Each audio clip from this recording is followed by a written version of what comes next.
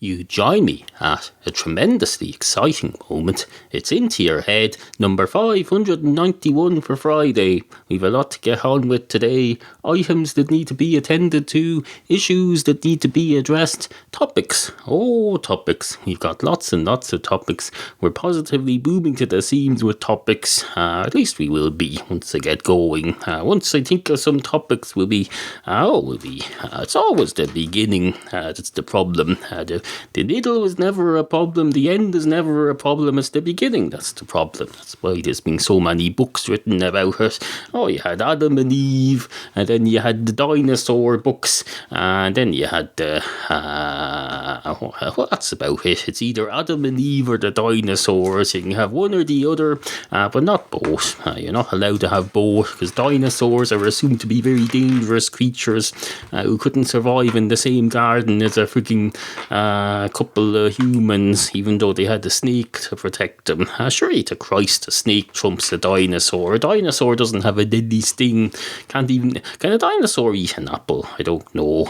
Would I want to? Would a dinosaur... Why would you want to eat an apple when you can... this is bollocks. This is meaningless drivel. It's called... welcome to it. Into Your Head. Hello. It's time for Insert Client's Product Title here. The greatest podcast or media product or insert name of medium on insert name of client's planet. Billing reference 93424.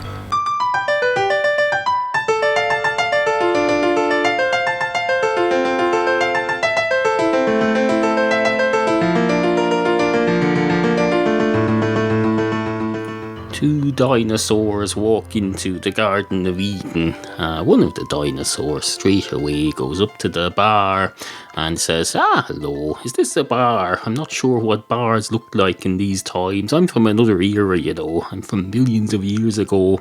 I've time travelled forward to the Garden of Eden. How's it go? Anyway, is this a bar? And the other dinosaur doesn't reply because he knows your man's not talking to him. He's talking to whoever's behind the bar, if indeed there is a bar and if indeed there is anyone behind it, which as it happens there isn't. It's just a fallen tree, a giant log, which I suppose he could be forgiven for mistaking for a bar if you've never seen one, because they haven't been invented yet. Not that there's much invention involved. There's no invention involved in putting together a freaking bar. It's just it's a bit of wood. It's basically a counter. A bit of wood, high up bit of wood that people can lean over. A bar isn't really anything. It's just a thing you lean over it establishes the relationship between the people on either side of it. You could have a barman standing out in the middle of a desert and another person sitting there waiting to be served, and the barman would in theory be able to serve him. It's just that he wouldn't recognise him as a customer because there's no bar between them. So you don't want to have to go into a public establishment like that and explain who you are. Say, hello, you're the barman, I'm the customer. No, you want the bar is basically there to introduce you to you as the customer and establish the relationship without having to do any awkward verbal introductions, and it serves itself well. That's why there was a problem here in the Garden of Eden. Bars hadn't been invented yet, but luckily both the dinosaurs and the inhabitants of the Garden of Eden had never seen a bar, and they're therefore quite used to living without them, so they were able to do fine. The bigger problem here was that alcohol hadn't been invented yet, and so even with the ability to work away without a bar, there was no established protocol for acquiring alcohol from somebody who was offering to sell it. So really, the whole concept of there not being a piece of bar furniture is moot. Shouldn't even have brought her up now. Fucking ridiculous. Anyway, on with the show. Anyway, I should probably continue that story. I don't think I really concluded it. I really didn't even get going. I don't care. Where were we? The two dinosaurs had walked into the Garden of Eden. Oddly reminiscent of one of my two cats walk into a bar stories, but with a refreshing new coat of paint on it. I've swapped out the two cats for two dinosaurs.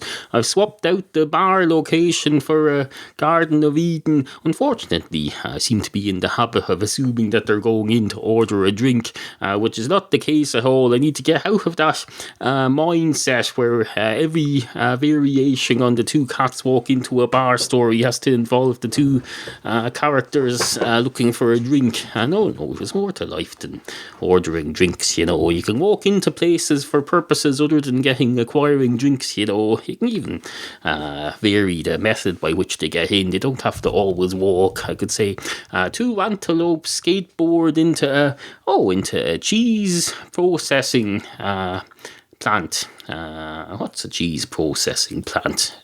Well, if there was, I suppose, the ideal, the way they're going now with their square tomatoes and their, they're always oranges and their genetic manipulation, they probably are going to invent a plant that can process cheese.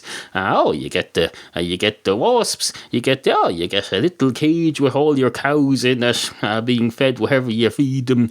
They produce the cheese, and you have genetically modified wasps that collect cheese and bring it over to the flowers and drop it on the flowers, and then those flowers are part of a genetically modified cheese processing plant, and I don't know, they do something to the cheese to process it, and I'd say there's this naturally processed cheese, hasn't been in a factory of any kind, it's just being through some genetically manipulated things. People get very freaked out about this genetic manipulation thing. If we didn't have genetic manipulation, the whole dinosaurs and Garden of Eden stuff would never have happened at all. No, you wouldn't have had snakes. That snake in the Garden of Eden, that evolved from something. Presumably it evolved from one of the worms that was in... Oh, wait a minute. Eve was made out of a bone, wasn't it? A rib taken from Adam. So presumably for a while this rib was rotting in the ground and it had worms in it, and one of the worms evolved into a snake. That's the only way I can think could have happened. Although I'm not a biblical expert, who am I to come up with it? I can't come up with frigging scientific evidence for this.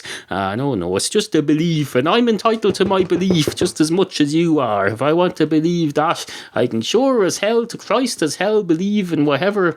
The genetics of the Garden of Eden, as far as I know, have never been studied in any formal manner. If you check round all the major universities and look in the scientific journals, I'll tell you won't find much about about science in the Garden of Eden. Nobody studied it. They wouldn't know where to go. Where would you go to study science in the Garden of Eden, other than a university? But where would you go in the real world? Would you be able to find a site somewhere where you could do an archaeological dig and check out the fossils, the fossilized snakes and the fossilized apples and the fossilized Adam and Eve? I suppose the Adam and Eve part is easy. For all descendants, you can just look at us. If you want to see what Adam and Eve's genes were like, just look at us. Look at me, for example. I'm a prime specimen of a descendant of Adam and Eve. I descended from that. I tell you, I sure as hell to Christ as hell did not descend from a frigging dinosaur. No. The apes descended from the dinosaur. I descended from human beings. If I descended from a fucking ape. What did I say? Did I say... Oh, no, I said I descended from Adam and Eve, and the apes descended from the dinosaurs. Is that right? That sounds approximately correct, I suppose, because you've got apes running rampant all over the place now, spreading AIDS. That's how AIDS started, you know. One of these fucking apes that refused to comply with the Adam and Eve Garden of Eden rehousing scheme, and therefore fail to evolve. That's what happens if you don't subscribe to one of the major religions in this world. You get turned, you stay as an ape forever, and you start the AIDS thing. The AIDS was sent as a punishment for the apes, to punish the apes for not evolving enough. That's what it was. Damn right it was too. That was the Noah's flood never happened. That was just a warning. There was a warning story sent to warn the apes, but no, did they heed it? No. And that's why Freddie Mercury is rotting in his grave now. Although he was cremated, wasn't he? Freddie Mercury was cremated. But still, I heard Adam, what's-his-face, the other day, Adam Curry, former MTV VJ, he revived his music podcast the other day while he was drunk and said, I was watching telly the other day and they were playing 40 seconds of a Queen song and wrecking it on one of them talent shows, so I'm going to play some proper Queen now. That's all because of that fucking ape situation. So next time you're in your record store fumbling for the brand new Queen album, it's the apes. That's the problem. The apes and science and all of this crap, as far as I'm concerned, it should all be taken and flushed down the toilet somewhere. The toilet that these toilets weren't necessary before science. You know, back in the old days, you could go out behind the woods with a few leaves and just watch out for snakes and apes and dinosaurs and just have a crop into a hole and cover it up. And you didn't have people from the county council coming around telling you that doesn't seem to be connected to any pipes. Are you paying rates on that? I am not. I'm a fucking ape. Give me a break. Except, of course, you're not an ape. None of you people listening to this are apes. I hope none of you believe that you are. No, you are real people. The apes are out. The apes are out. I don't know. I don't know what they're doing. They're supposed to eat bananas, but I've got a pile of bananas in my fridge. I got them from the supermarket yesterday. The supermarket is full of uneaten bananas that these apes don't eat. What the fuck are they eating? I presume they're eating people. Or are they eating... Can you eat fossilized meat, I wonder? If I fossilize a bit of bacon and you come back to it in 10,000 years, will you be able to eat that safely, assuming it was disease-free before I fossilized it? Is that considered the same as freezing, except with less electricity costs? I don't know. We should really look into this. If there's going to be a nuclear catastrophe, we'd be far better to start fossilizing foods rather than freezing them and putting them in tins.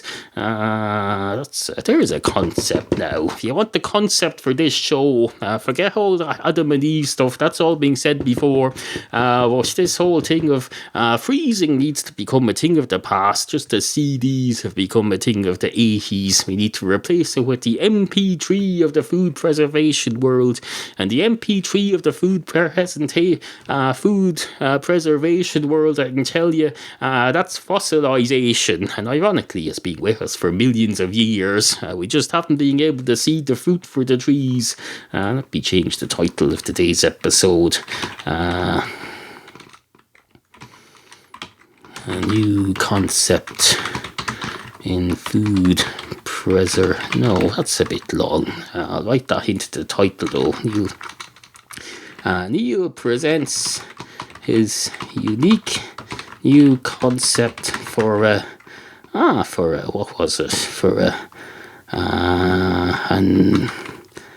alternative to freezing food. What do we call the episode? Oh, it needs to be something a bit more catchy than that, I can tell you. I suppose fossils. Fossils versus freezers. That will do it. There you go.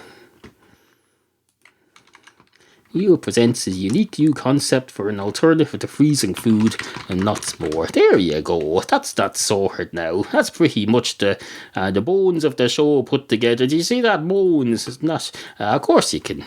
Now, of course, the whole problem with this fossilizing food thing is fossilizing it's usually for bones, isn't it? We'd be wanting to fossilize the meat, not the bones. If you fossilize the bones as well, that's just wasting a lot of your... Imagine if you filled up your freezer with stuff that had loads of bones in it. That would be wasting electricity, freezing them. I suppose though with fossilization you can just freeze the whole thing. It doesn't waste any power unless you have to keep it in some machine that keeps it fossilized, which I don't think you do. No. You just put it under the ground somewhere until coal and turf and crap form around it, and then you dig it up after the nuclear catastrophe and you say, oh, oh, look, someone saved all this food for us. Isn't it absolutely fucking fantastic?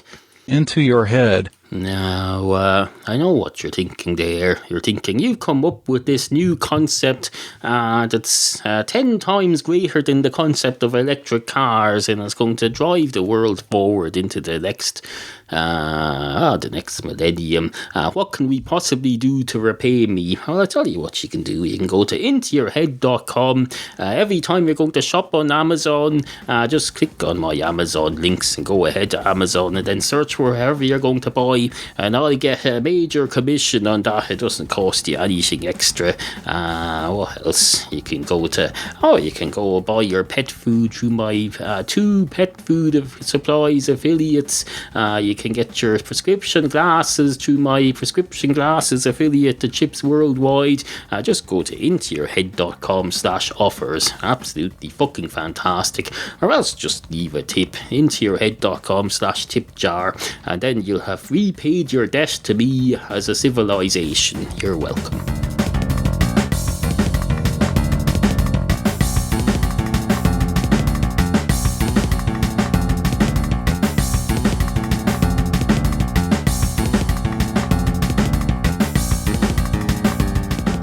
Two cats walk into fossilization chambers. Fossilization chambers being a thing that was invented around 2012 on a podcast. Some fella was sitting there of a Sunday afternoon recording his podcast for the following Friday, and he said something about the Garden of Eden, and then he got jumbled his thoughts, and then he came up with this brand new fantastic concept that saved the world. He said basically, let's stop this freezing thing, because that requires continuing supply of electricity, and if the electricity gets cut off at all your banjacks, let's replace freezing with fossilization. So now these cats they went into the supermarket, had a fossilization chambers. It was basically the freezer section for the next generation. So the cats went into it and they said, hello, what do you have? Do you have any, I don't know, frozen tuna? And of course no one replied, because it's a supermarket. Supermarkets are self-service. Of course you can't expect a frigging couple of cats to know this. Cats are not experts in the interaction. It's the usual. I think I'm going to phone it in for the rest of the show now, because I've done enough. I've come up with a major idea that's going to drive this civilization forward, so I'll just phone the rest of it in now. Where's my phone? How do I do this? How do I phone it? Will I Skype myself? I suppose I could do that. Yes, I'll Skype myself from the computer. What's my number? Can I do that? No, I don't think I have enough Skype credit. We'll give it a try though. Call phones. Let's see, enter number. Just enter my phone number here. And now we'll call that, see if it works. I'll phone the show into myself. You need Skype credit or a subscription to call landlines. And well, fuck you, Skype. Fuck you. You'll be sorry now in a couple of 100 years now when I'm going down in history as the Thomas Einstein of the 21st century, and you'll be the person you'll be like that fella who turned down the Beatles. He said, you're just a load of Beatles. I've no interest in you. Off with you back to your Liverpool bandstand or wherever it is you do. Go play your trumpets down there somewhere with your whatever it is you sing. What do you sing anyway? The Beatles replied, we sing pop music, popular music we sing. And they'll say, well, if it's that popular, how come I've never heard of it? And they'll say, well, it's not popular yet. That's where we're hoping you'll sign us up and we can become popular. We can become one of the greatest pop music bands of the century, I suppose. Is that too much to ask, since we do seem to have some talents here? And your man will say, no, absolutely not. You're the new Beatles. Of course, they weren't called the Beatles then. They were called Long John and the Silver Beatles. Go look it up. It's not made up. They were called that.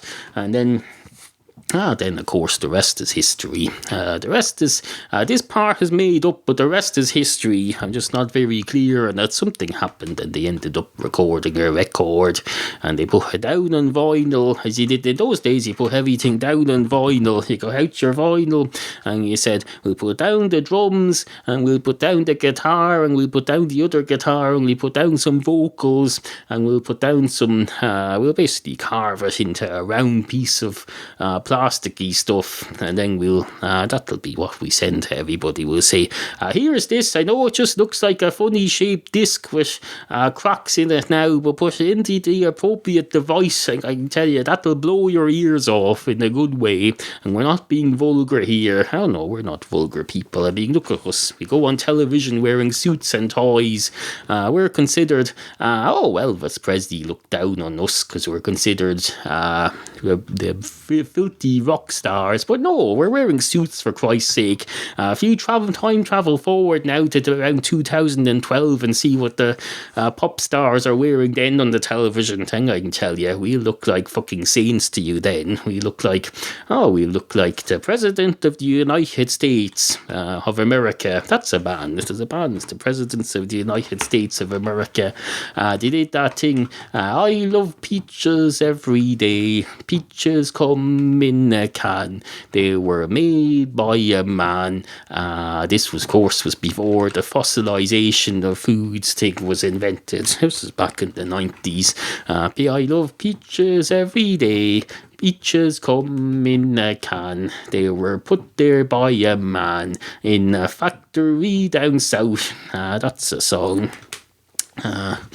Anyway, where was I? On with the show, I suppose. On with the show. I don't have to keep saying on with the show at the end of every segment. It's just something to do. You have to do something. So I say on with the show. It's a bit like saying abracadabra, except it doesn't really do anything. Not every thing has to do anything, Not every word that you use has to carry some power in it. You put in loads of words in your sentences that don't you. You say there every 3 seconds. That's not doing anything. But it's necessary anyway to form structure. Well, that's exactly why I say on with the show. It's for a bit of structure. Anyway, on with the show. I think it's time for a song to celebrate this. My first ever scientific invention here.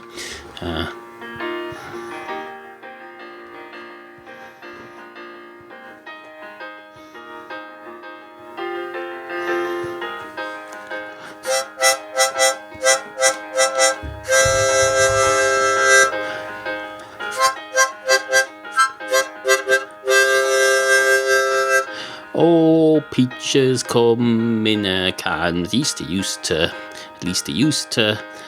Peaches come in a can. At least they used to. Oh, now they come in a fossilization thing. Now they come in the fossilization thing. The marketing people will come up with a more catchy name for it. They'll probably call it a ring pull fossil packet. I don't know, a fossil carton or something. Oh, peaches come in a can. They were put there by a man in a factory down south. Oh, that's another thing. They'll probably come up with an alternative to can factories for fossilization. They'll be genetically modified calves or something, and they'll fossilize themselves. They'll be designed to drop a baby calf out of their uterus, and then they'll drop it into some mud that fossilizes it, and then that'll be ready. It'll be like laying a fossilized egg. It'll be a fossilized cow, fossilized as soon as it's born. So no more factories. Oh, peaches come in a fossilization carton. They were put there by a genetically modified cow who shot it out. Well, not she gave birth to it, I suppose. And they went straight into the mud in a factory down south. I suppose they might still call them factories. Because they still have to have the thing where a lorry comes and collects them from a big warehouse somewhere. But that'll be all you need factories for in the food world from now on.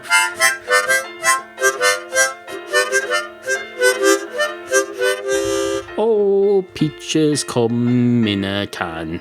They were put there by a man in a factory down south many years ago. Now he's been fossilised because he's a Jim Henson type who, he wants himself to be put asleep forever just in case they ever come up with a cure for death, which no doubt they will. If they can fossilise foods now, I suppose they can fossilise life itself. I think I've lost the run of this song now, to be perfectly honest. I don't know where it's going, so we'll draw it to a dignified close by putting the autoplay down to 2 and then down to 1. Down to 1. Down to 1, and then we'll fade it out like this. There we go. That's that done. Did I ever finish the story about the 2 cats who walked in? No, not the cat, whoever it was. Was it 2? I forget now. 2 dinosaurs who walked into the Garden of Eden there. So it all seems so unimportant now. Might seem, I'm sure at first sight, when you think about dinosaurs walking into the Garden of Eden, you think, Christ, this is a whole new departure now. This could change everything. It could change the way that millions upon millions of people look at the world. But no, after inventing my ring pull fossilization carton, that all seems also unimportant now. When you can make fossils in a frigging, without even having a factory, and just shove them in a thing, and that's the whole world fed forever. Why would you need dinosaurs walking into the garden? Well, you don't need them, but they walk into the Garden of Eden.